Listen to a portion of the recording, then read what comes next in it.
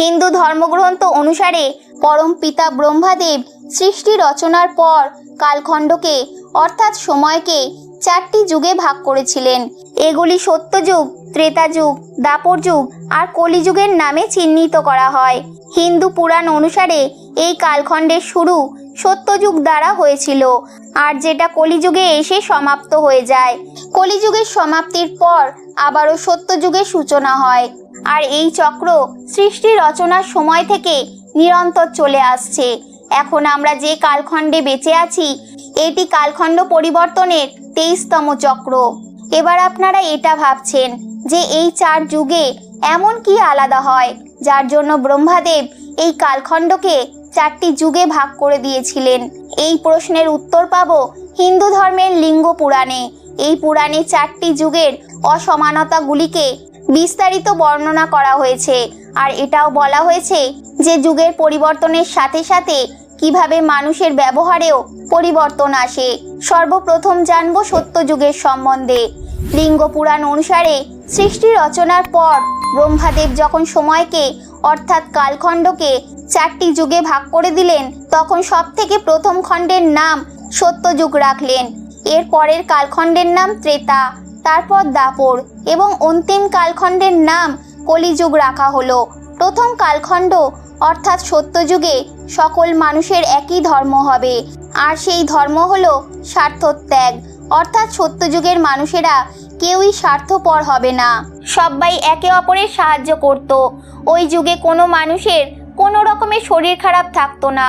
এর কারণ সত্যযুগের মানুষেরা সকল ইন্দ্রিয়কে নিজের সংযমের মধ্যে রাখত। কেউ কারোর কোনো গুণে দোষ দেখতো না। শুধু তাই নয়, সত্যযুগের মানুষ কখনোই দুঃখী হতো না, যার ফলে তাদের চোখ দিয়ে কখনো অশ্রু বের হতো না। ওই যুগে না কারোর মধ্যে অহংকার থাকে আর না কোনো অনধিকার। মানুষ কখনোই একে অপরের সাথে লড়াই করে না, সবাই প্রেমের মধ্যে বাস করে। এই গ্রন্থে এরপরে বলা হয়েছে যে সত্যযুগের মানুষেরা অনেক স্ফূর্তিবান হয়। আলস্য কি হয় এই যুগের লোকেরা তা জানতই না। সত্যযুগের মানুষের সবচেয়ে বড় গুণ হলো যে তারা না তো কারোর সাথে দ্বেষ রাখে, আর না কারোর নিন্দা করে, না কাউকে ঈর্ষা করে, আর না নিজেকে অন্যের থেকে বলবান মনে করে। সত্যযুগের সকল মানুষ একে অপরের কর্তব্য ঠিকভাবে পালন করে। সত্যযুগে সকল বর্ণের মানুষ পরম ব্রহ্ম পরমাত্মার উদ্দেশ্যে সকল প্রকার অনুষ্ঠান করতে পারেন। এই যুগের সকল মানুষের বেশিরভাগ সময় ধর্মকর্ম করতেই চলে যায়। সব লোক পরমাত্মার নামে জপ আর ওনারই পূজা ক্রিয়া করে থাকেন। এই যুগে স্ত্রী আর পুরুষের মধ্যে কোনো ভেদ করা হয় না। সব বর্ণের লোকেদের শিক্ষা, শাস্ত্র, বিদ্যা ইত্যাদি ক্ষেত্রে সমান অধিকার দিয়ে দেওয়া হয়। স্ত্রীরা বিবাহের পর নিজের পত্নী ধর্ম নিষ্ঠা ভরে পালন করে থাকেন, আর সব সময় স্বামীর সেবা যত্ন করে থাকেন। সন্তানেরা নিজের মাতা পিতার কথা শুনে চলে, আর বৃদ্ধ বয়সকালে তাদের খুব সেবা যত্ন করে থাকেন। সত্যযুগের লোক সময়ে সময়ে করা আশ্রম সম্বন্ধী নানা পুণ্য কাজ করে থাকেন, আর কর্মফলের কামনা আর আসক্তি না হওয়ার কারণে পরম গতি প্রাপ্ত করে নেন। পুরাণ অনুসারে এই যুগের মানুষের উচ্চতা 32 ফুট হয়ে থাকে, আর মানুষ নিজের ইচ্ছা অনুসারে শরীর ত্যাগ করতে পারেন। সত্যযুগের কাল অবধি 17,28,000 বর্ষ বলা হয়ে থাকে, আর যখন এই কাল অবধি শেষ হয়ে যায় তখন একটি নতুন যুগ অর্থাৎ ত্রেতা যুগ আরম্ভ হয়ে যায়। ত্রেতা যুগে মানুষ নিজের কর্তব্যের পালন তো করেন, কিন্তু সত্যযুগের মানুষের মতো নিজের ইন্দ্রিয়ের উপর সংযম রাখতে পারেন না। এই যুগে মানুষ ধীরে ধীরে নিজের মধ্যেই বদ্ধ হয়ে যেতে থাকে, অর্থাৎ এনাদের মধ্যে স্বার্থ বড় হয়ে উঠতে শুরু হয়। সে অন্যের নামে নিন্দা করতে থাকে, সাথেই এই যুগের মানুষদের মধ্যে ঈর্ষা জন্ম নিতে শুরু করে। যদিও এরকম মানুষের সংখ্যা অত্যন্ত কম থাকে। এই যুগে বর্ণাশ্রম অর্থাৎ ব্রাহ্মণ, ক্ষত্রিয়, বৈশ্য ও শূদ্রে বিভাজিত হতে শুরু হয়ে যায়। তবুও ত্রেতা যুগে সত্যযুগ অপেক্ষা ধর্মের লোপ হলেও এই যুগের স্ত্রীরা নিজের ধর্মকে পালন করেন। পুরুষেরাও নিজের স্ত্রীকে ধোঁকা দেয় না। সন্তানেরাও এই যুগে মাতা পিতার খুব সেবা করেন। পুরাণ অনুসারে এই যুগের মানুষদের গড় আয়ু 10,000 বর্ষ, তথা এই যুগের কাল অবধি 12,96,000 বর্ষ হয়ে থাকে। এই কাল অবধি সমাপ্ত হওয়ার পর কালখণ্ডের তৃতীয় যুগ শুরু হয়ে যায়, যেটি দাপর যুগের নামে জানা হয়ে থাকে।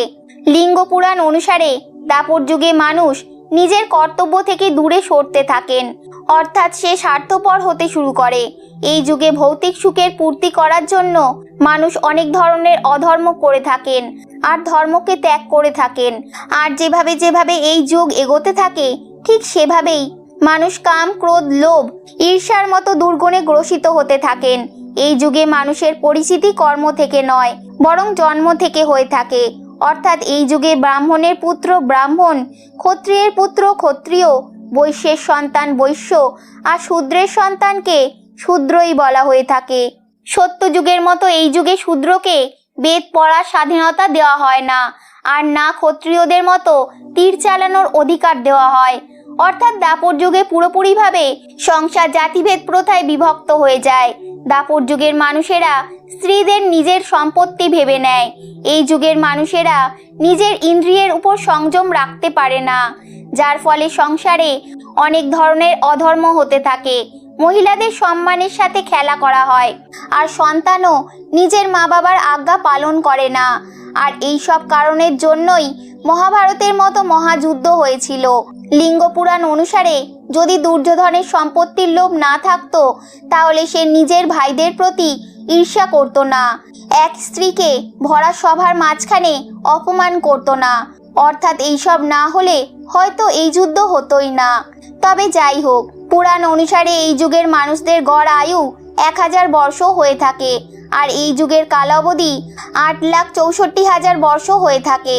আর এই অবধির সমাপ্তি হলেই কালখণ্ডের অন্তিম যুগ অর্থাৎ কলিযুগের সূচনা হয়ে যায়। কলিযুগের মানুষ কেমন হয় তা জানার আগে এটা জানা দরকার যে যুগের হিসাবে মানুষের মধ্যে এই পরিবর্তন কিভাবে হয়ে থাকে। আসলে যুগের মধ্যে সত্য যুগে ধর্মের আধার 4 পায়ে হয়ে থাকে, যেটা ত্রেতাতে 3 পায়ে, দাপরে 2 পায়ে, আর কলিযুগে শুধু 1 পায়ে অবশিষ্ট থেকে যায়। ধর্মের লোপ হওয়ার জন্য মানুষের প্রবৃত্তিতেও বদল আসতে থাকে, যার ফলে মানুষের মধ্যে যুগের হিসাবে কাম, ক্লেশ, শরীরের রোগ তথা দ্বন্দ্ব বাড়তে থাকে। এই অনুপাতেই শাস্ত্রকে মানুষ ত্যাগ করতে থাকে। আর অন্তিম কালখণ্ড অর্থাৎ যখন কলিযুগ আসে, তখন মানুষ মায়া সাথে তপস্বীদের বধ করতে থাকে। এই যুগে মানুষ অধার্মিক, অনাচারী, মহাক্রোধী আর অল্প বুদ্ধি সম্পন্ন হয়ে থাকেন। এই যুগের সবাই নিজের কর্তব্য থেকে সরে যেতে থাকে। যেমন ব্রাহ্মণ বেদ পড়া ছেড়ে দেয়, ক্ষত্রিয়রা প্রজাদের রক্ষা করে না, মানুষ গর্ভতেই কন্যা সন্তানের হত্যা করে দিয়ে থাকে। পুরাণেও একে ভ্রূণ হত্যা বলা হয়েছে। এই যুগে চোর প্রবৃত্তির লোক সাদাসিধে প্রজাদের উপর শাসন করে। এই যুগের মানুষ তপস্যা ও যজ্ঞের ফলকে বিক্রি করে দেয়। কলিযুগে স্ত্রী হোক বা পুরুষ, কেউই নিজের ধর্ম পালন করেন না। সন্তান নিজের মাতা পিতার সেবা করে না। কলিযুগের মানুষের উচ্চতা 5 থেকে 7 ফুট হয়ে থাকে। সাথেই মানুষের গড় আয়ু কমতে কমতে 80 বছর থেকে যায়। এবার আপনারা এটা ভাবছেন যে যুগ পরিবর্তনের সাথেই কিভাবে মানুষের গড় আয়ু আর উচ্চতা কম হয়ে যায়। এর উত্তর লিঙ্গ পুরাণে বলা হয়েছে। যেভাবে যেভাবে যুগের পরিবর্তন হয়েছে, তেমন তেমন ভাবেই মানুষ প্রকৃতির থেকে দূরে চলে যেতে থাকে আর ভোগ বিলাসে লীন হয়ে যেতে থাকে। আর তাই মানুষের শরীরে রোগের বাসা হতে শুরু করে, আর মানুষের মধ্যে কাম, ক্রোধ, লোভ, ঈর্ষার মতো তামসিক গুণ বাড়তে থাকে, আর তারা ক্রোধ আর চিন্তার সাগরে ডুবতে থাকে, যার ফলে যুগের সাথে সাথেই মানুষের উচ্চতা আর আয়ু কম হতে থাকে। এই পুরাণে কলিযুগের অবধি 4,32,000 বর্ষ বলা হয়েছে। আর যখনই এই অবধি সমাপ্ত হয়, তখনই সৃষ্টির এক নতুন চক্র আরম্ভ হয়। তবে এত কিছু সত্ত্বেও এই কলিযুগের একটি মহান গুণ হলো কেবল হরিনাম করলেই মানুষের মুক্তি লাভ সম্ভব।